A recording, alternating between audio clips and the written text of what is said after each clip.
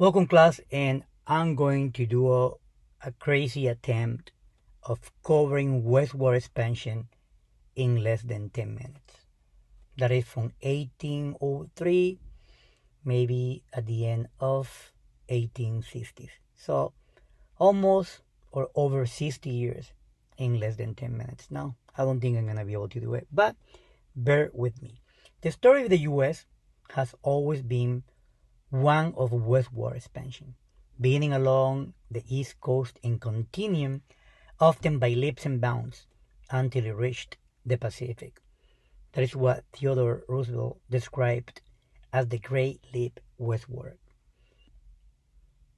The acquisition of Hawaii and Alaska is not usually included in discussions of American expanding the nation westward. It's more connected to the principle of manifest destiny. In manifest destiny, was the notion that Americans and the institutions of the US are morally superior, and therefore Americans are morally obligated to spread those institutions to the rest of the world. Even before the American colonies won their independence from Britain, settlers were migrating westward into what are now the states of Kentucky and Tennessee, as well as part of the Ohio Valley and the Deep South. Westward expansion was greatly aided in the early 19th century by the Louisiana Purchase in 1803, which was followed by the Corps of Discovery expedition that is generally called the Lewis and Clark expedition.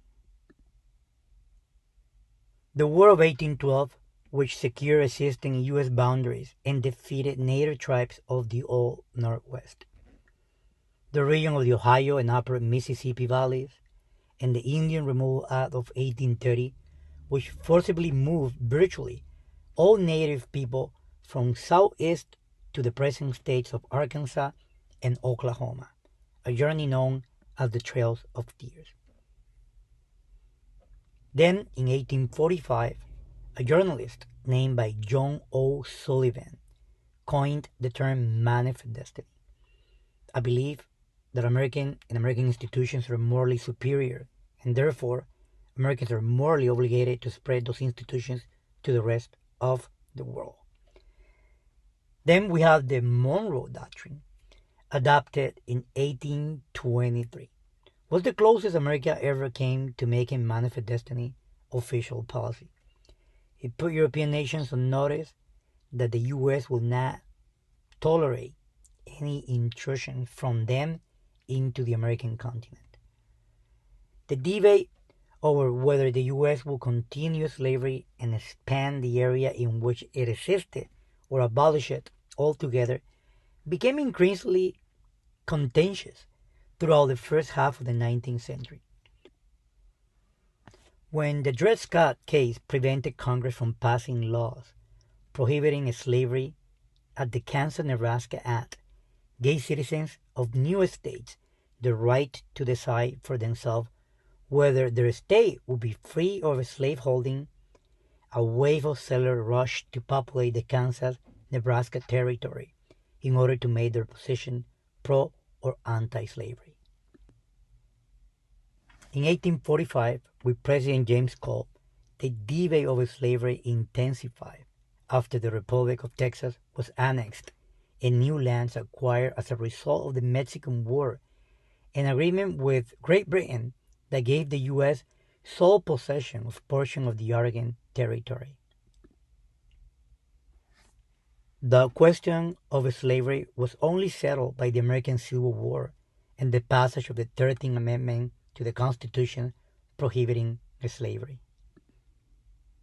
When gold was discovered in California, acquired through the Treaty of Guadalupe Hidalgo that ended the war with Mexico in 1848, wave of gold seekers arrived to California. The California gold rush was a major factor in expansion west of the Mississippi. That westward expansion was greatly aided by the completion of the Transcontinental Railroad in 1869 and the Homestead Act in 1862. The Homestead Act provided free 160-acre lots in the unsettled West to anyone who will file a claim, live on the land for 5 years, and make improvement to it, including building a house. In less than a century, westward expansion stretched the U.S. from a handful of states along the east all the way to the Pacific. The acquisition of Hawaii and Alaska in the mid-19th century assured westward expansion will continue into the 20th century. The great losers in the westward wave were the Native Americans.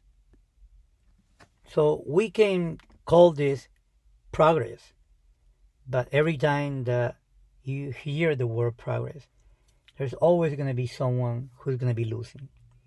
And the great losers in this westward wave were the Native American tribes. Displaced as new settlers moved in, they lost their traditional way of life and were relegated to reservations. However, westward expansion provided the U.S. with vast natural resources and ports along the Atlantic, the Pacific, and Gulf Coast for expanding trade, key elements in creating a superpower that we are today. So I wanted to close with Manifest Destiny, because Manifest Destiny also described a changing social order and represented the physical embodiment of growth, expansion, and what make America modern. It was not just an inevitable physical movement west, but also a cultural watershed of hope and optimism. Today, the same metaphor applies to digital expansion in a time of great social and technological changes.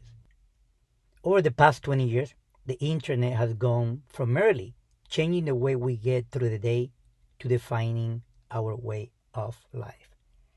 And that's what I call the new digital manifest destiny. I'll leave you with that note, and I'm looking to the next podcast. Take care.